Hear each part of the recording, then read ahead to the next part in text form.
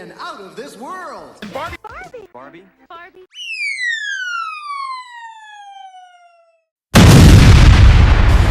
Hello everyone, I'm Quinny Sky and we are live from the past. As the only review channel on YouTube, I thought it was my duty— did she say duty?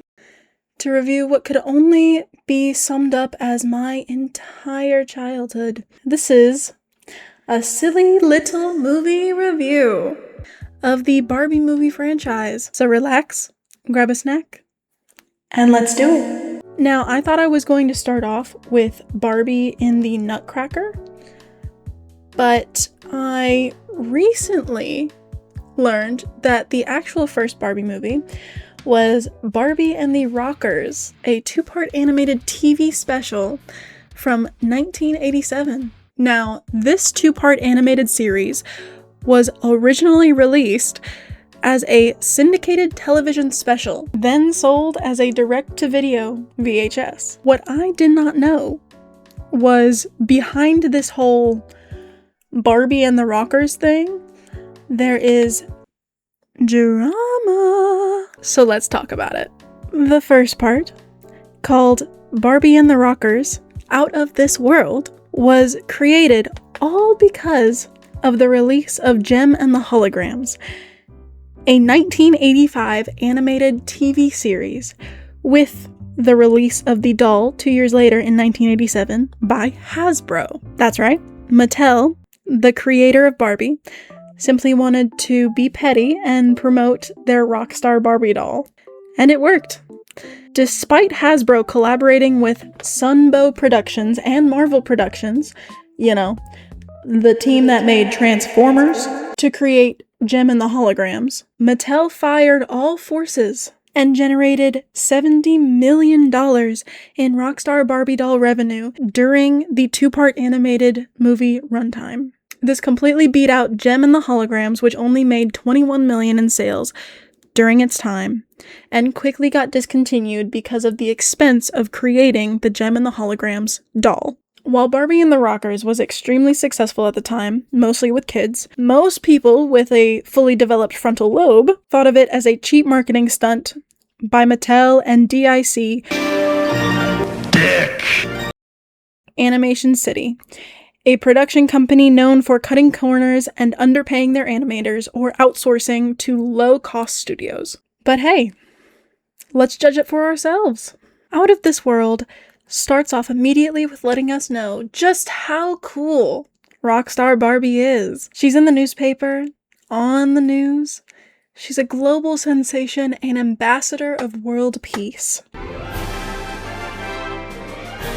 Can you imagine if we made one of our most popular rock stars right now the ambassador of world peace? Mr. Ambassador of World Peace, sir, care to comment on the recent declaration of war from the president of this country across the world? Someone has been in my room and taken my beers away from my room. Sir? Okay. Perhaps we can get a comment from the assistant to the Ambassador of World Peace, Mr. Bieber, sir. You're not getting it. It's not clocking to you. It's not clocking to you that I'm standing on business, is it? I quit. While they're performing, it shows flashbacks or clips of Barbie in all this media. She says this sick line. I'll only say one thing. It's going to be out of this world.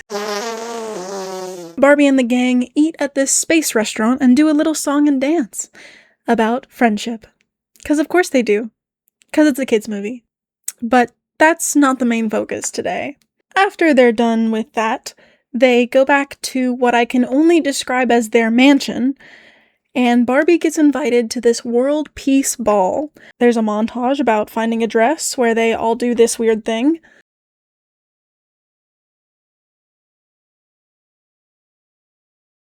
And then this weird thing.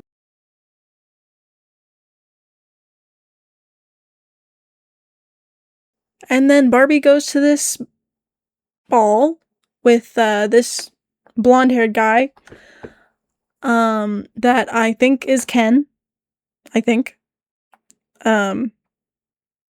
not 1000% clear, because one time it sounds like they say Cam, and the other time it sounds like they say Ken. But anyway. She goes to the ball, she dances.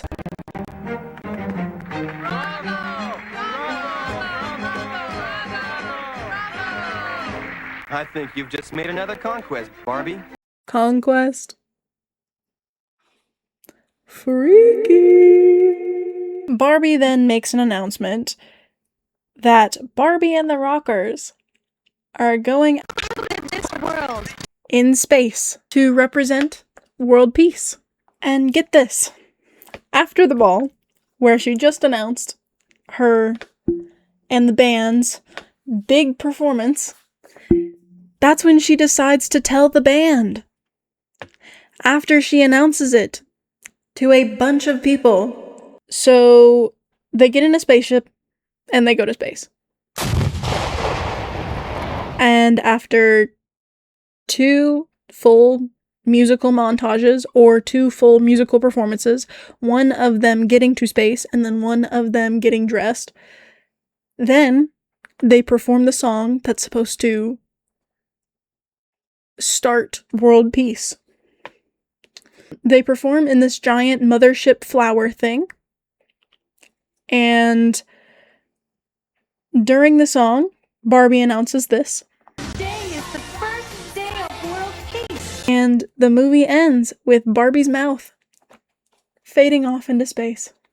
Credits roll. I completely understand that Barbie and the Rockers Out of this world. is for kids. I have 2 main issues. One is that throughout this little animated thing, the team is so excited about going to space.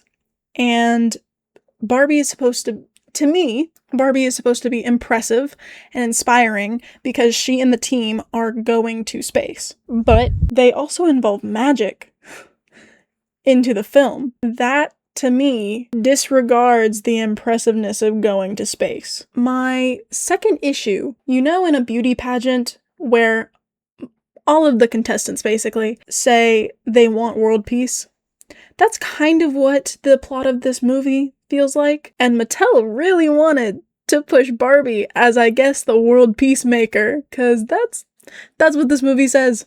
You have a Barbie, world peace.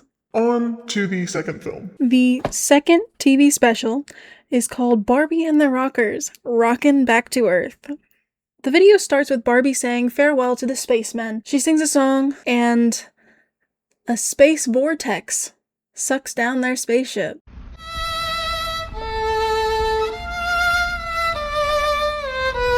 It appears like nothing's wrong once they get through the vortex, and they land back on Earth.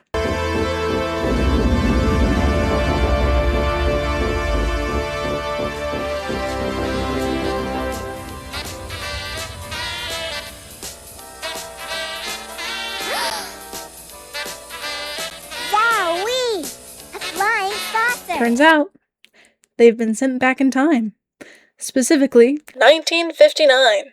Now, when they arrive on Earth, they happen to land their spaceship in a scientist's backyard. The scientist tells them he's going to figure out how to send them back. In the meantime, they go on a shopping montage with the scientist's daughter. Let me tell you right now, that is the bulk of this TV special. They go around town, they all get dressed in 1959 gear, and they end up at this diner and perform another song. Now, throughout this song, we see Barbie and the Rockers becoming worldwide sensations, but the 1959 version. The gang announces that Barbie is doing a Rock to the Stars concert at Cape Canaveral. We see a scene where the scientist explains that what made them time travel was the planets perfectly aligned with the chords they played in the spaceship. So, the only logical thing to do, to play those exact chords at the Cape Canaveral concert. So, they play that funky music White Boy at Cape Canaveral. And guess what? You'll never guess. They go back to the future. The video ends with Barbie and the Rockers performing their welcoming home concert. Now, I simplified this film a lot. And let me tell you, the second film, so much better than the first.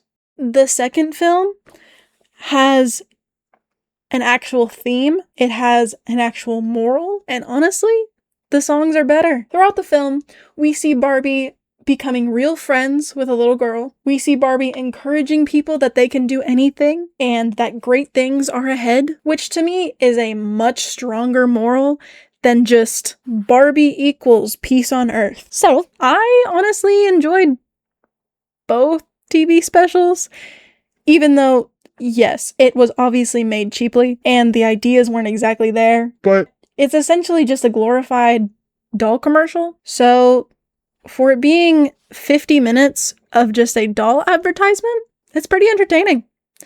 And I would imagine that kids absolutely loved it at the time. It's also funny that the very start of the Barbie movie franchise was pettiness. This Barbie and the Rockers glorified commercial started Mattel's big thing of making media around Barbie dolls.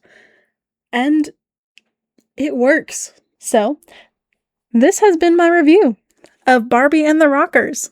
I hope you enjoyed it. And to any of you 1 to 3 watchers out there, please suggest any other videos you'd like to see. I am going to try and do the Barbie franchise. We'll see how that goes. But thank you all so much for watching. And this has been a silly little movie review. This is Quinny, out.